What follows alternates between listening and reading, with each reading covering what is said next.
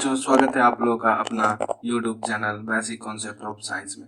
आज हम लोग इस वन शॉट वीडियो में पढ़ने जा रहे हैं क्लास 8 का chapter number 11 force and pressure. ये हम लोग का फिजिक्स का पार्ट है। ठीक है, तो हम लोग इस वीडियो में कौन कौन सा टॉपिक कवर करेंगे सबसे पहले वो मैं आप लोग को बता देता हूँ। तो हम लोग पढ़ रहे होंगे फोर्स, उसके बाद forces are due to an interaction, exploring forces, effect of forces, types of forces and last topic है हम लोग का प्रेशर। अगर आप लोग इस वीडियो को ऐसे ही देख रहे हैं तो कृपया इस वीडियो को छोड़ दें, क्योंकि इस वीडियो को देखने के लिए कम से कम आप लोग को एक नोट कॉपी जो कि और एक पेन, एटलीस्ट आप लोग एक कॉपी और पेन लें, उसमें जो मैं आप लोग को बताऊं वो ज़रूर लिखें। अब हम लोग देखेंगे force. What is force? Force क्या होता है, तो इसको हम लोग डिफाइन करेंगे। फोर्स इज द पुश और पुल ऑन एन ऑब्जेक्ट। ठीक है, जब भी हम लोग किसी वस्तु को धक्का देते हैं या खींचते हैं उसे फोर्स कहते हैं। ठीक है, तो इसका कुछ हम लोग एग्जांपल देख लेते हैं। If an object has to be moved it has to be pushed और पुल। अगर हम लोग को किसी भी वस्तु को यहाँ से मतलब एक जगह से दूसरे जगह पे पहुँचाना है तो उसको पुश करना पड़ेगा या पुल करना पड़ेगा। ठीक है, तो सबसे पहला एग्जांपल है, एक आदमी है जो कि कार को धक्का दे रहा है। ठीक है, तो धक्का दे रहा है यानी कि पुश। तो पुश आप लोग समझिएगा कि यहाँ पे पुश हो रहा है कि पुल हो रहा है, तो ये आप लोग समझिएगा कैसे। तो उसके लिए आप लोग को एक चीज याद रखना है कि जब भी पुश कोई भी बोले तो वो बॉडी से मतलब आपके बॉडी से दूर। ठीक है, अपने आप को मतलब अपना बॉडी जो है हम लोग का या फिर किसी भी चीज का उससे अगर दूर जाए तो वो हो गया पुश। अगर उसके करीब आए, देखिए ये बंदा का करीब आ रहा है ये काट, तो ये हो गया पुल। यहाँ पे भी सेम है पुल। एक हॉर्स है जो एक रानी का काट को खींच रहा है, यहाँ पे बच्चे लोग रस्सी को खींच रहे हैं तो ये बच्चों लोग की तरफ आ रहा है तो ये हो गया पुल। और यहाँ पे यहाँ पे एक बच्चा किक कर रहा है फुटबॉल को, तो वो फुटबॉल इससे दूर जा रहा है तो ये हो गया पुश। ठीक है, अब हम लोग इसका कुछ कंबाइन देख लेते हैं एग्जांपल कि पुश और पुल दोनों का क्या एग्जांपल हो जाएगा। तो आप लोग देखे होंगे कि आरी से कोई भी लकड़ी को काटता है, तो जब भी आरी से लकड़ी को काटता है, मान के चलिए कि ये एक लकड़ी है। ठीक है, और इसको बीच से काटना है तो एक बार पुश करता है दूसरी बार पुल करता है, एक बार पुश करता है दूसरी बार पुल करता है, पुश पुल, इस तरह से वो लकड़ी दो टुकड़ा में कट जाता है। तो ये एक कंबाइन एग्जांपल हो गया हम लोग का पुश और पुल का। तो इसको आप लोग एग्जांपल में लिख सकते हैं, और उससे भी पहले आप लोग ये फोर्स लिख लें, व्हाट इज फोर्स, और इसको याद कर लेना है यानी रट लेना है। 2-3 बार अगर आप लोग पढ़िएगा तो ये याद हो जाएगा, ये उतना हार्ड नहीं है। और फिर ये 2-3 एग्जाम्पल याद कर लीजिएगा, याद हो जाएगा। और इसका कंबाइन एग्जाम्पल मैं आप लोग को लिखा देता हूँ, थोड़ा सा राइटिंग खराब है मेरा तो मैनेज कर लीजिएगा। ठीक है, तो देखिए पहला एग्जाम्पल हो गया हम लोग का, आरी का इंग्लिश क्या होता है? सोइंग। सामिश आरी होता है वुड। ठीक है, सोइंग वुड, सोइंग वुड मतलब आरी से लकड़ी को काटना। ये पुश और पुल का कंबाइन एग्जाम्पल है। ठीक है, तो इसको आप लोग ऐसे भी लिख सकते हैं, कंबाइन एग्जाम्पल।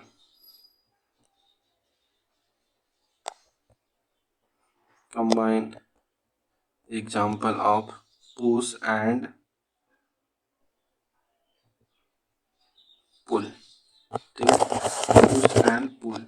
यहाँ पे राइटिंग थोड़ा सा बहुत ज़्यादा गंदा है, मतलब थोड़ा सा मैनेज कीजिए। अब दूसरा एग्जाम्पल मैं आप लोग को बता देता हूँ। कहीं भी नाव में चाकू, वो जो चाकू चलता है ना, देखिए ये नाव हो गया और यहाँ पे आदमी हो गया, और ये जो पानी को फेंकने वाला चलता है उसको बोला जाता है चाकू। तो एक बार पुश करता है एक बार उसको पुल करता है। ठीक है, तो उसको हम लोग लिख लेते हैं, rowing a boat, rowing a boat. एक सेकेंड। ठीक है, तो ये हम लोग का 2 एग्जाम्पल हो गया। और तीसरा एग्जाम्पल गिटार भी होता है। जब हम लोग गिटार बजाते हैं तो एक बार पुश करते हैं एक बार पुल करते हैं, जिससे उसमें से एक मधुर आवाज निकलता है वही सुन के कुछ लड़कियां लोग इम्प्रेस हो जाती है। तो आप लोग ये सब चक्कर में मत फंसिएगा। तो आप लोग को पढ़ाई करना है, अच्छे से पढ़ाई करना है। तो ये सब नोट्स में आप लोग लिख लीजिएगा, वीडियो पॉज करके इसको लिख लेना है, ठीक है। अब हम लोग देखेंगे अपना नेक्स्ट टॉपिक। बच्चों, अब हम लोग पढ़ने जा रहे हैं force are due to an interaction, ठीक है। यहाँ पे एन छूट गया, फिर भी कोई बात नहीं। तो इसका मतलब ये है कि फोर्स को इंटरेक्ट करने के लिए कम से कम दो ऑब्जेक्ट चाहिए, ठीक है। तो यहाँ पे मैं आप लोग को एक एग्जांपल से समझाने का कोशिश करता हूँ। देखिए, ये एक कार है, सपोज मान लेना है कि ये एक कार है और ये एक मैन है, ठीक है। और ये मैन ऐसे ही खड़ा है और ये कार है जो कि यहाँ पे खराब है। क्या इस दोनों में फोर्स लग रहा है? नहीं, ठीक है। सिमिलरली ये मैन इस कार को धक्का दे रहा है, ठीक है, तब इसमें फोर्स लग रहा है, ठीक है। तो यहाँ पे फोर्स नहीं लग रहा था, यहाँ पे इंटरेक्शन नहीं हो रहा था। दो ऑब्जेक्ट है फिर भी इंटरेक्शन नहीं हो रहा था। यहाँ पे दो ऑब्जेक्ट एक दूसरे से इंटरैक्ट कर रहे हैं, ठीक है। तो अब हम लोग इसका डिफिनेशन देख लेते हैं। An interaction of one object on another object results in force between the two objects, ठीक है। वही चीज़ जो मैं आप लोग को बताया हूँ वो इस एग्जाम्पल में लिखा हुआ है, उसका पिक्चर नहीं बना हुआ है। तो मैं आप लोग को पिक्चर बना के यहाँ पे ये मैं समझा दिया, ठीक है। If a man stands behind a car, मतलब कि एक आदमी कार के पीछे खड़ा है, ठीक है। The car do not move, the car does not move, वो कार एक जगह से दूसरे जगह नहीं आएगा। If he pushes the car, यदि ये व्यक्ति कार को धक्का देता है, ठीक है। he applies force and the car begin to move in the direction of applied force, जिस डायरेक्शन में ये आदमी फोर्स को अप्लाई किया उस डायरेक्शन में कार मूव कर दिया। ये कोई ज़रूरी नहीं है, अगर ये कम फोर्स लगाएगा तो ये कार मूव नहीं करेगा ड्यू टू फ्रिक्शन। वो हम लोग फ्रिक्शन नेक्स्ट चैप्टर में पढ़ेंगे। तो यहाँ पे जो मैं आप लोग को समझा रहा हूँ वो समझ लीजिए कि एट लीस्ट इसमें मतलब मेन हाईलाइटेड पॉइंट ये है कि एट लीस्ट इंटरेक्शन के लिए दो ऑब्जेक्ट हम लोग को चाहिए, ठीक है। जो कि न्यूटन बताए थे हम लोग को, एक्शन रिएक्शन पेयर जो थर्ड लॉ में है उसके लिए कम से कम हम लोग को दो ऑब्जेक्ट चाहिए, ठीक है। अब हम लोग का नेक्स्ट टॉपिक है एक्सप्लोरिंग फोर्सेस। अब हम लोग पढ़ने जा रहे हैं एक्सप्लोरिंग फोर्सेस, ठीक है। तो एक्सप्लोरिंग फोर्सेस में आप लोग को एक एग्जांपल से समझाता हूँ। मान के चलिए एक ऑब्जेक्ट है, इसमें दो फोर्स लग रहे हैं, ठीक है। तो F1 और F2, दोनों F1 से ये डिस्प्लेस नहीं हो रहा था, मतलब कि मूव नहीं हो रहा था, यहाँ से यहाँ नहीं जा रहा था। तो F2 भी फोर्स लगाना पड़ा इसको यहाँ से यहाँ तक ले जाने के लिए। तो यहाँ पे नेट फोर्स, मतलब कि नेट फोर्स यहाँ पे हो जाएगा हम लोग का F1 प्लस F2। नेट मतलब पूरा दोनों फोर्स यहाँ पे जुड़ जाएगा, ठीक है। तो इसी को हम लोग बोलते हैं एक्सप्लोरिंग फोर्स। वही चीज़ यहाँ पे लिखा हुआ है जो कि मैं आप लोग को समझाया। यहाँ पे एक ऑब्जेक्ट में दो फोर्स लगाना है या फिर एक भी फोर्स रहेगा, F1 ही सिर्फ रहेगा तो नेट फोर्स F1 आ जाएगा। तो इसको अब हम लोग पढ़ लेते हैं क्या लिखा हुआ है। If two forces act on a body in the same direction, the net force is the sum of two forces। मान के चलिए कि उसका जस्ट अपोजिट, मतलब एक फोर्स है हम लोग का इधर से लग रहा है F2 और एक फोर्स इधर से लग रहा है F1। पहले दोनों साथ में लग रहा था, अब दोनों अलग अलग लग रहे हैं। तो अब हम लोग इसको कैसे कैसे लिखेंगे नेट फोर्स को? तो नेट फोर्स लिखेंगे F2 माइनस F1, या फिर जो फोर्स ज़्यादा है यहाँ पे F2 फोर्स ज़्यादा है तो ज़्यादा को पहले लिखें और कम को बाद में लिखें। F1 फोर्स छोटा है क्योंकि हमेशा बड़ा में से ही छोटा को घटाया जाता है। ऐसे मैं एक एग्जांपल के लिए आप लोग को यहाँ पे अंक दे दिया। यहाँ पे मतलब आप लोग को समझना होगा कि F2 फोर्स यहाँ पे ज़्यादा है, F1 फोर्स कम है। तो ये ऑब्जेक्ट है जो कि F1 की तरफ मूव करेगा, इधर ये जो ऑब्जेक्ट है ये इधर मूव करेगा। मान के चलिए कि दो आदमी है, ठीक है। इसकी ये 10 kg का है और ये है जो 50 kg का है। तो ये दोनों एक दूसरे के धक्का देगा तो कौन 50 kg वाला, मतलब कि जो इसको इधर धक्का दे देगा। सेम वही कंडीशन यहाँ पे है कि जो F2 है वो इसको इस तरफ धक्का दे दिया तो ये ऑब्जेक्ट है जो मूव कर जाएगा F1 की ओर। क्लियर है? तो यहाँ पे हम लोग इसको नेट फोर्स लिख सकते हैं F2 माइनस F1, मतलब total force F2 minus F1। अगर दोनों सेम रहता, अगर F1 बराबर F2 रहता तो कोई चेंज नहीं आता, नेट फोर्स यहाँ पे जीरो हो जाता, यानी कि F2 माइनस F1 या F1 माइनस F2 जीरो हो जाता। तो ऑब्जेक्ट मूव नहीं करता, ऑब्जेक्ट यहीं पे रेस्ट में रह जाता। क्लियर है? ओके। अब हम लोग पढ़ने जा रहे हैं effect of force on an object, मतलब कि फोर्स का इफेक्ट क्या क्या होता है ऑब्जेक्ट पे। ठीक है, तो फोर्स का बहुत सारा इफेक्ट होता है। Force can make an object to move from rest, मतलब कि यहाँ पे मोशन से रेस्ट में कोई भी, मतलब साइकिल चला रहा है, ठीक है, कोई भी साइकिलिस्ट साइकिल चला रहा है तो उसको हम लोग पीछे से उसका करियर पकड़ के टान देंगे तो वो रेस्ट में आ जाएगा, ठीक है, या फिर ब्रेक लगा देंगे तो वो रेस्ट में आ जाएगा। तो फोर्स से हम लोग बहुत कुछ कर सकते हैं, जैसे किसी भी ऑब्जेक्ट का शेप में चेंज ला सकते हैं, उसका साइज में चेंज ला सकते हैं, उसका डायरेक्शन ऑफ मोशन चेंज कर सकते हैं। तो ये चीज़ आप लोग नोट डाउन कर लीजिएगा और इसको याद भी कर लीजिएगा, ठीक है। तो सबसे पहले, force can make an object move from rest, किसी भी ऑब्जेक्ट को जो कि मोशन में है, मूव से यहाँ पे मतलब है मोशन, मोशन से हम लोग रेस्ट में उसको ला सकते हैं, ठीक है। जो मैंने अभी आप लोग को एग्जांपल दिया कि कोई बाइक चला रहा है तो उसको पीछे से अगर कोई फोर्स लगाएगा, देखिए मान के चलिए कि ये बाइक है, बाइक चला रहा है कोई, आगे जा रहा है बाइक, और पीछे से कोई आदमी इसको टान दिया तो वो बाइक है जो कि रुक जाएगा, जिसको हम लोग रेस्ट में बोल सकते हैं, ठीक है। रेस्ट मतलब आप लोग को रेस्ट और मोशन थोड़ा सा यहाँ पे मोशन की जगह मूव का यूज कर रहा है, क्योंकि मोशन आप लोग को 9th में पढ़ना है। तो रेस्ट और मोशन है जो कि रिलेटिव वर्ड्स है, ठीक है। कोई भी ऑब्जेक्ट चल रहा है तो किसके रिस्पेक्ट में चल रहा है, मतलब किसके अनुसार चल रहा है। मान के चलिए कि एक बस है, ठीक है, उसमें दो आप लोग फ्रेंड बैठे हुए हैं, दोनों 8 क्लास के हैं, तो आप अपने फ्रेंड के अनुसार आप रेस्ट में हैं, और बाहर बाहर अगर आप खिड़की से देखिएगा तो बहुत सारे आदमी लोग पीछे जाते हुए दिखेंगे, तो वो लोग मोशन में आपको नजर आएंगे। तो ये जो रेस्ट और मोशन है वो एक रिलेटिव टर्म है, ठीक है। तो कोई भी आपको बोले कि बताओ मैं मोशन में हूँ कि रेस्ट में हूँ, तो उसको बोलिए कि आप आप ये बताइए सबसे पहले कि आप किसके रिलेटिव में मोशन में पूछ रहे हैं या फिर रेस्ट में पूछ रहे हैं। मान के चलिए मैं यहाँ पे खड़ा हूँ, ठीक है, और मैं सिर्फ खड़ा हूँ, अगर मुझसे कोई पूछे कि तुम रेस्ट में हो या मोशन में हो, तो मैं उसको ऐसे नहीं बता पाऊंगा। क्यों? क्योंकि अगर मैं रेस्ट में बोला उसके अनुसार मैं तो रेस्ट में हूँ, लेकिन हम लोग का जो पृथ्वी है वो हमेशा रोटेट होते रहता है, तो हम लोग सूर्य के अनुसार तो मोशन में है।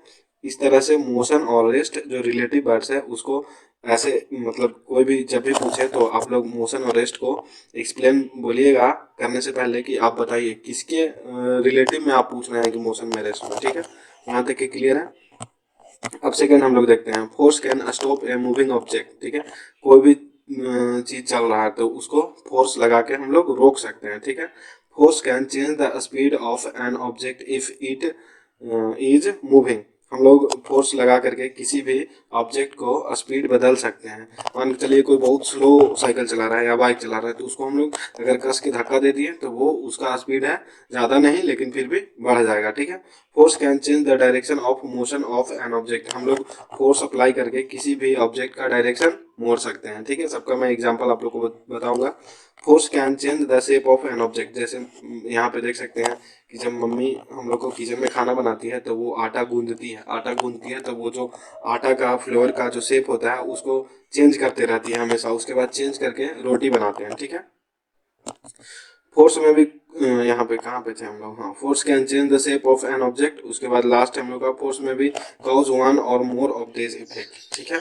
तो देखिए सबसे पहले ये हम लोग का है जो कि रेस्ट से मोशन में इस गाड़ी को लेके जा रहा है, ठीक है। और सेकंड ये जो गोलकीपर है वो मोशन में, ये बॉल आ रहा था उसको पकड़ करके रेस्ट में कर रहा है, ठीक है। ये रेस्ट टू मोशन हो रहा है, ये फोर्स लगा करके रेस्ट से मोशन में लेके जा रहा है। Sorry sorry sorry sorry sorry, एक सेकंड दीजिएगा।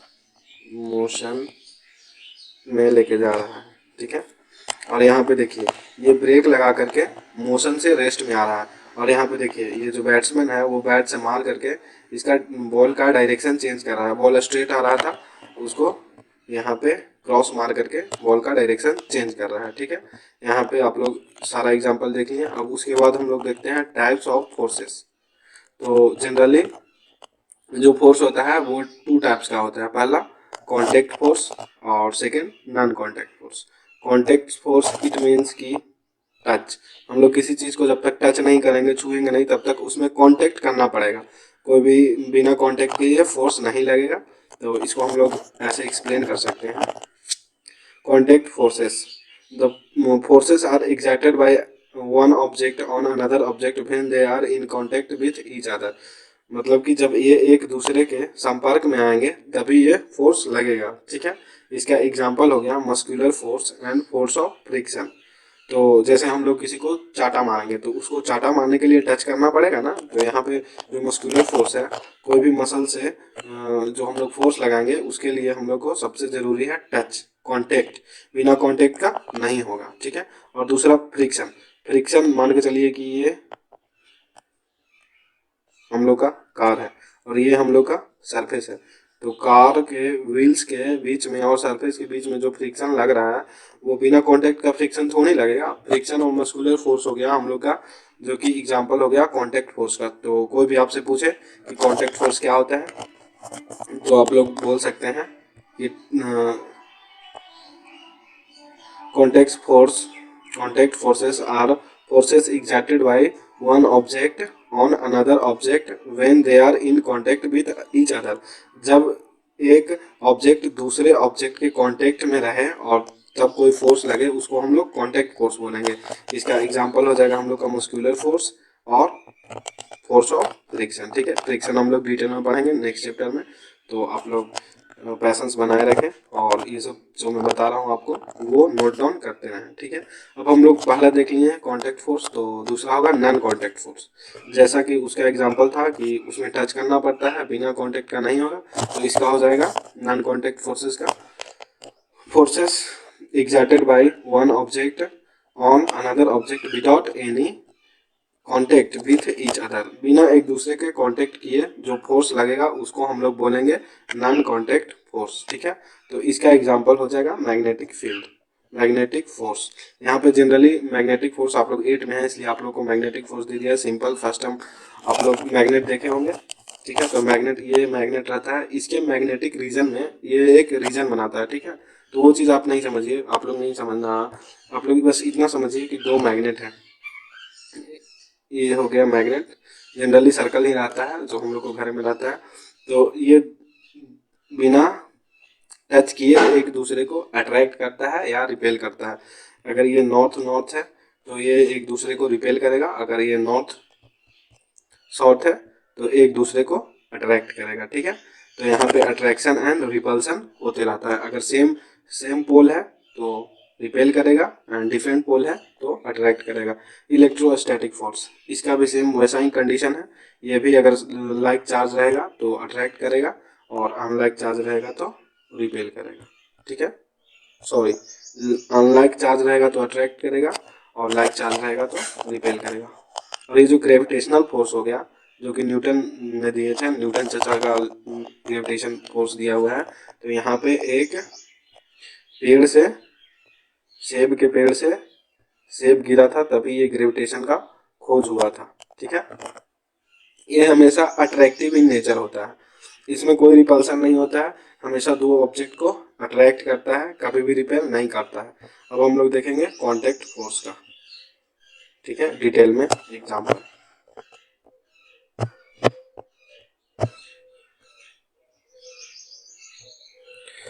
देखिए कांटेक्ट फोर्स का, muscular force. Muscular force is the force exerted by muscles of our body. We use muscular force for various activity. Animal likes bullocks, horses, camels, donkey, elephant also use muscular force to perform various tasks. जैसे कि देखिए हम लोग यहाँ पे muscular force से cycling करते हैं, रनिंग करते हैं, और यहाँ पे ये एक डंकी है और एक हॉर्स है। ये लोग मस्कुलर फोर्स लगा करके किसी भी, अभी ये ट्रांसपोर्टेशन कर रहा है, पीछे में सीमेंट का बोरा रखा हुआ है उसको खींच रहा है। और यहाँ पे कैमल भी है, वो भी ट्रांसपोर्टेशन का काम कर रहा है। अब है हम लोग का फोर्स ऑफ फ्रिक्शन, ठीक है। सेकेंड जो हम लोग का कॉन्टैक्ट फोर्स है वो फ्रिक्शन फोर्स है। Force of friction is the force which oppose the motion of an object over a surface. तो फ्रिक्शन जब भी टर्म है तो आप लोग को एक चीज हमेशा याद रखना है, अपोजेस द मोशन। ये मोशन को अपोज करता है। किसी भी चीज़ को जैसे कि हम लोग का साइकिल मोशन में है तो उसको रोकने में मदद करता है, हमेशा ये रोकने का कार्य करता है। जैसे कोई भी बॉल को हिट किए या फिर बॉल को थ्रो किए तो वो रुकता है सिर्फ हम लोग का फ्रिक्शन की वजह से। अगर फ्रिक्शन ना हो तो वो बॉल कभी रुकेगा नहीं, और जो हम लोग एक पैडल मारेंगे और स्कूल पहुंच जाएंगे, लेकिन यहाँ पे तो फ्रिक्शन है, तो फ्रिक्शन की वजह से, और फ्रिक्शन के साथ साथ ब्रेक भी काम करता है रुकने के लिए। लेकिन मेन जो कार्य है जिसके हम लोग को ज़्यादा जो मस्कुलर फोर्स लगता है उसमें फ्रिक्शन का मेन रोल है, जो यहाँ पे रोलिंग फ्रिक्शन लगता है। तो फ्रिक्शन का डिफिनेशन है, force of friction is the force which opposes the motion of an object over a surface। ठीक है, ये टेंडेंसी ऑफ मोशन को अपोज करता है। अब इसका एग्जांपल हो गया, a ball is rolling on the ground gradually slow down and come to rest due to the force of friction. वही जो मैं आप लोग को अभी एग्जांपल दिया, if we pedalling a cycle it's gradually slow down and comes to stop due to force of friction. जब हम, वही मैं आप लोग को बताया, जो एक बार पैडल मारेंगे पहुंच जाएगा। अब हम लोग 7वां में देखेंगे यहाँ पे नॉन कॉन्टेक्ट फोर्सेस। तो पहला हो गया मैग्नेटिक फोर्स, जो कि मैं आप लोग को पहले बता दिया कि यहाँ पे अनलाइक पोल है, जैसे कि यहाँ पे नॉर्थ पोल है, तो नॉर्थ पोल है और साउथ पोल है, तो ये एक दूसरे को अट्रैक्ट करेगा। और यहाँ पे भी नॉर्थ पोल है और साउथ पोल है, तो एक दूसरे को अट्रैक्ट करेगा। और यहाँ पे अपोजिट पोल है, नॉर्थ नॉर्थ है, तो ये एक दूसरे को रिपेल करेगा। रिपेल मतलब कि दूर भगाएगा। और यहाँ पे भी साउथ साउथ है, तो ये भी एक दूसरे को दूर भगाएगा। ठीक है, तो देखिए यहाँ पे कांटेक्ट नहीं हो रहा है, और ये दोनों में कांटेक्ट हो रहा है, फ्रिक्शन में भी हो रहा है और मस्कुलर में भी हो रहा है। तो अब हम लोग दूसरा देखते हैं, इलेक्ट्रोस्टैटिक। इलेक्ट्रोस्टैटिक ये भी सेम है, ये हम लोग का मैग्नेटिक जैसा ही है। Electrostatic force is the force exerted by A charge body on another charge body और अनचार्ज बॉडी। देखिए मैं आप लोग को दिखाता हूँ, मान के चलिए पॉजिटिव चार्ज है और ये पॉजिटिव चार्ज है, तो ये इसको इधर रिपेल करेगा और ये इसको इधर रिपेल करेगा। अगर ये निगेटिव चार्ज है और ये पॉजिटिव चार्ज है तो वे एक दूसरे को अट्रैक्ट करेगा, मतलब अपनी ओर खींचेगा, और ये अपने आप से दूर भगाएगा। यहाँ तक क्लियर है आप लोग को? अब हम लोग पढ़ने जा रहे हैं प्रेशर। ये हम लोग का लास्ट टॉपिक है। ठीक है, तो इसको ध्यान से देखिएगा, बहुत ही इंपॉर्टेंट टॉपिक है। तो प्रेशर कोई भी बोलता है मतलब नॉन कॉन्टेक्ट फोर्स में हम लोग का दूसरा है electrostatic force. Electrostatic force is the force exerted by a charged body on a another charged और अनचार्ज्ड बॉडी। तो इसमें आप लोग को मैं क्लियर कर दूं कि एक होता है नेगेटिव चार्ज, एक होता है पॉजिटिव चार्ज। ठीक है, तो वे इलेक्ट्रॉन को बोला जाता है। मान के चलिए कि ये एक एटम है। अभी आप लोग जब 9 क्लास में जाइएगा तो एटम को 3 भागों में बांटा गया है, इलेक्ट्रॉन, प्रोटॉन और न्यूट्रॉन। जो भी चार्ज आता है वो इलेक्ट्रॉन के ट्रांसफर से होता है। ठीक है, तो जब इलेक्ट्रॉन किसी, मान के चलिए कि ये एक एटम है, इस पे प्लस माइनस चार्ज है। ठीक है, तो इसका माइनस किसी और पे चला जाएगा तो ये हो जाएगा पॉजिटिव चार्ज और ये हो जाएगा निगेटिव चार्ज। तो ये जब एक दूसरे को क्या करेगा, अट्रैक्ट करेगा। अट्रैक्ट बोले तो एक दूसरे के तरफ आएगा, कंबाइन हो जाएगा। और अगर मान के चलिए इसी तरह से एक और ये हो जाए पॉजिटिव चार्ज, ये अपना इलेक्ट्रॉन किसी और को दे दे, अगर ये दोनों पॉजिटिव चार्ज हो जाएगा तो ये एक दूसरे को रिपेल करेगा। रिपेल मतलब कि ये एक दूसरे से दूर भगाएगा। तो यहाँ पे आप लोग एक एक्सपेरिमेंट कर सकते हो। A plastic straw charged by rubbing with paper attracts a substandard plastic straw. मान के चलिए एक प्लास्टिक का कंघी ले लीजिए या प्लास्टिक का पेन ले लीजिए, कुछ भी, उसको अपने माथा में रगड़िए। रगड़ने के बाद उसमें पॉजिटिव चार्ज जनरेट हो जाएगा, और मतलब अपना पेपर का छोटे छोटे टुकड़ा ले लीजिए और उसको दूर से अट्रैक्ट कीजिए। वो आप लोगों को जो पेन हो या फिर प्लास्टिक का कंघी हो उसमें अट्रैक्ट हो जाएगा। ठीक है, तो यही एग्जांपल देके यहाँ पे समझा रहा है। अब हम लोग तीसरा पढ़ेंगे ग्रेविटेशनल फोर्स। तो ग्रेविटेशनल फोर्स हम लोग का अट्रैक्टिव इन नेचर होता है, ये कभी रिपेल नहीं करता है, मतलब अपने आप से दूर नहीं भगाता है, हमेशा ये सभी चीज को अपने पास बुलाता है। ठीक है, अट्रैक्शन मतलब पास बुलाना और रिपल्सन मतलब दूर भगाना। तो इसका डिफिनेशन हो जाएगा, gravitational force is the force exerted by the earth on all objects, it pools all object towards the earth. तो देखिए ये हम लोग का अर्थ सरफेस है और यहाँ पे अर्थ का सेंटर है। तो जब हम लोग यहाँ पे पहुंच जाएंगे तो यहाँ पे ग्रेविटेशनल फोर्स नहीं लगेगा। हम लोग यहाँ पे हैं इसलिए हम लोग को ग्रेविटेशनल फोर्स अर्थ की सेंटर की ओर लगता है। हमेशा ग्रेविटेशनल फोर्स अर्थ की सेंटर की ओर लगता है, ठीक है। तो जब भी हम लोग कोई भी सिक्का को ऊपर उछालते हैं तो वो नीचे आ जाता है, क्यों? ड्यू टू ग्रेविटेशनल फोर्स, ठीक है। तो कोई भी पत्ता झड़ता है तो वो नीचे आ जाता है फोर्स ऑफ ग्रेविटेशन की वजह से, ग्रेविटेशनल फोर्स की वजह से, ठीक है। तो ग्रेविटेशन का लॉ कौन दिया था? न्यूटन्स ही ग्रेविटेशन के बारे में हम लोग को बताए थे। आप लोग जब पढ़िएगा तो ग्रेविटेशन का फॉर्मूला होता है, मैं आप लोग को यहीं बता देता हूँ। F is equal to G m1 m2 by R square, ये होता है ग्रेविटेशनल का फॉर्मूला, ठीक है। ये आप लोग को 9 क्लास में पढ़ना है, इसलिए मैं आप लोग को ये बता दे रहा हूँ, अच्छा से लिख दे रहा हूँ ताकि आप लोग इसको नोट्स में लिख लें। ग्रेविटेशन का फॉर्मूला होता है, ग्रेविटेशनल भी एक फोर्स होता है, तो यहाँ पे F हो गया फोर्स, G हो गया ग्रेविटेशनल कांस्टेंट, m1 हो गया बड़ा मास, m2 हो गया छोटा मास, और बाई आर स्क्वायर दोनों के बीच में डिस्टेंस। यही हो गया हम लोग का ग्रेविटेशनल फॉर्मूला। आप लोग चाहें तो इसको याद कर लें, ये आप लोग को 11-12 तक काम देगा। G m1 m2 by R square, R हो गया रेडियस, यहाँ पे डिस्टेंस, अगर अर्थ से कंपेयर कर रहे हैं तो रेडियस। इससे आप लोग ये जो फॉर्मूला है वो आप लोग को बहुत ही ज़्यादा हेल्प करेगा। और यहाँ पे कुछ एग्जांपल है जो आप लोग देख सकते हैं कि ऊपर में ये कुछ एरो को मतलब तीर को मारा तो वो नीचे आ गया ड्यू टू अर्थ ग्रेविटेशन। यहाँ पे भी ग्रेविटेशन की वजह से सब कुछ हो रहा है, झरना नीचे गिर रहा है, पतंग ऊपर से नीचे आ जाता है, सब कुछ ग्रेविटेशन की वजह से होता है। आप लोग कभी इमेजिन किए हैं अगर अर्थ पे ग्रेविटेशन ना हो तो हम लोग ऐसे ही हवा में फ्लोट करेंगे नीचे, मतलब चल नहीं पाएंगे। ऊपर में जब भी कोई स्पेस में जाता है तो वहाँ पे ग्रेविटेशन नहीं होता है, तो स्पेसशिप में वो लोग साइंटिस्ट लोग जो रहते हैं वो लोग फ्लोट करते मतलब तैरते रहते हैं, ठीक है। अब हम लोग का नेक्स्ट टॉपिक है प्रेशर, ये हम लोग का लास्ट टॉपिक है। इसके बाद छोटा सा टॉपिक है एटमॉस्फेरिक प्रेशर। तो प्रेशर क्या होता है, ठीक है, तो इसको हम लोग एग्जाम्पल से समझते हैं। आप लोग के पास पेन होगा तो आप लोग दोनों तरफ से उसमें फोर्स लगाइए, ठीक है, मतलब दोनों तरफ से उसको चापिए। तो कहाँ पे आप लोग को ज़्यादा पेन किया? देखिए मान के चलिए कि ये एक पेन है, ठीक है, तो ये उसका निब है, और यहाँ पे भी आप फोर्स लगा रहे हैं और यहाँ पे भी आप फोर्स लगा रहे हैं। तो जहाँ कहाँ पे आप लोग को ज़्यादा पेन करेगा? यहाँ पे आप लोग को ज़्यादा पेन करेगा, यहाँ पे आप लोग को कम पेन करेगा। क्यों? क्योंकि यहाँ पे एरिया कम है, और एरिया कम है तो फोर्स ज़्यादा लगेगा, और यहाँ पे एरिया ज़्यादा है तो फोर्स कम लगेगा। फोर्स मतलब लगेगा उतना ही लेकिन डिस्ट्रीब्यूट हो जाएगा ढेर सारा एरिया में, और यहाँ पे छोटा सा एरिया में जो फोर्स लगेगा वो इसी की वजह से आप लोग को ज़्यादा पेन होगा, ठीक है। तो अब हम लोग प्रेशर को डिफाइन करते हैं।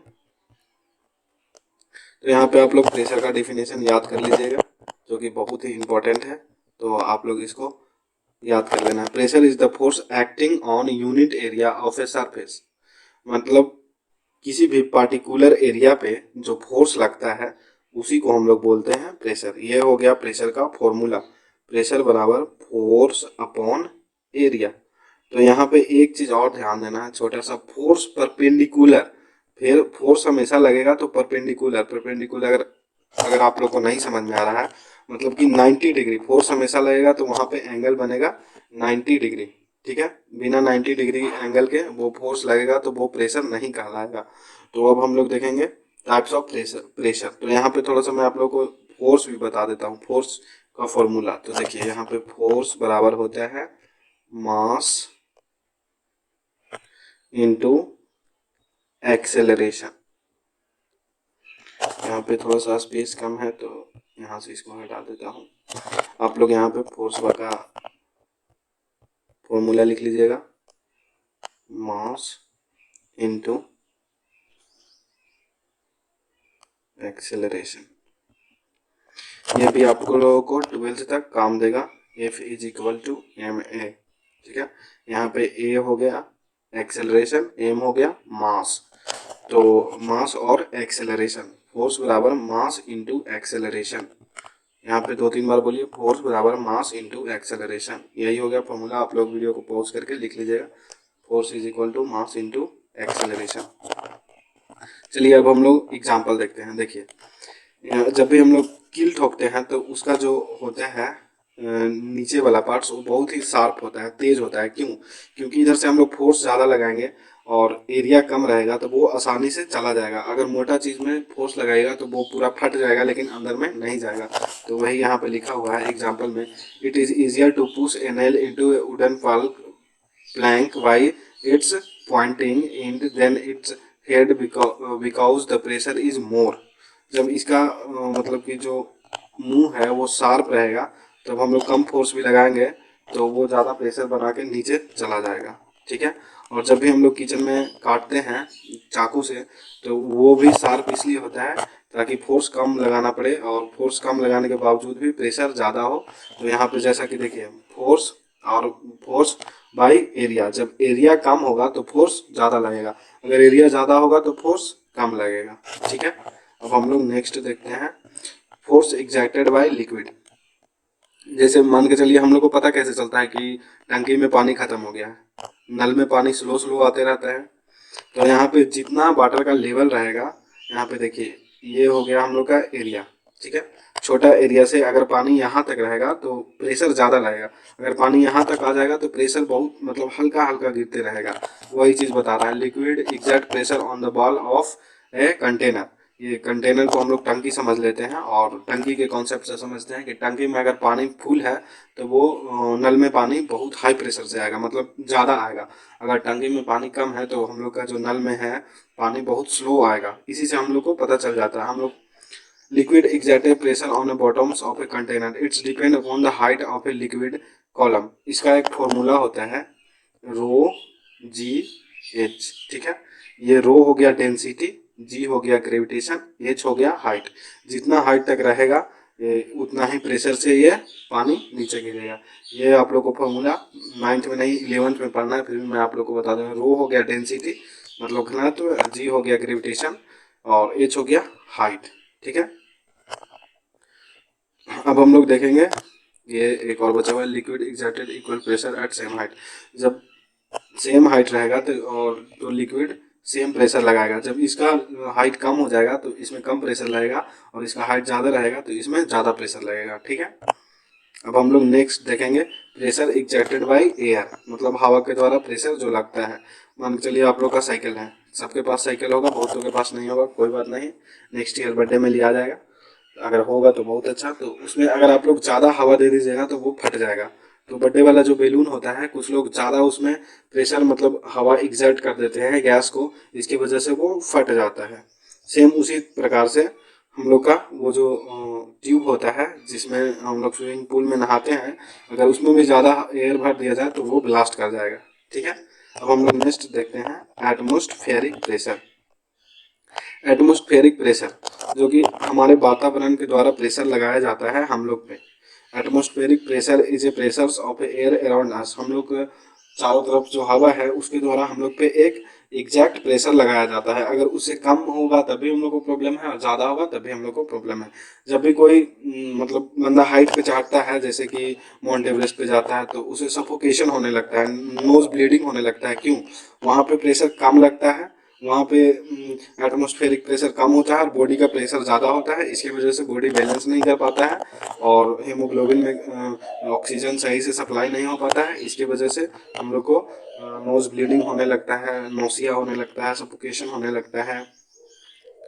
Atmospheric pressure is due to weight of air. Air में भी वेट होता है, अगर उसमें ज़्यादा वेट भर दीजिएगा, जितना उसके कैपेसिटी है उससे ज़्यादा भर दीजिएगा तो फिर वो तो ब्लास्ट कर ही जाएगा। ठीक है। तो हम लोग पे जो प्रेशर लगता है वो प्रेशर होता है 1 atm। प्रेशर को हम लोग, प्रेशर का एसआई यूनिट है पास्कल। ठीक है। और एटीएम एटमॉस्फेरिक प्रेशर को हम लोग एटीएम बोलते हैं। फूट गया है वो मैं आप लोगों को बता देता हूँ। ठीक है। यहाँ पे एक चीज छूट गया है, एसआई यूनिट छूट गया है फोर्स का। तो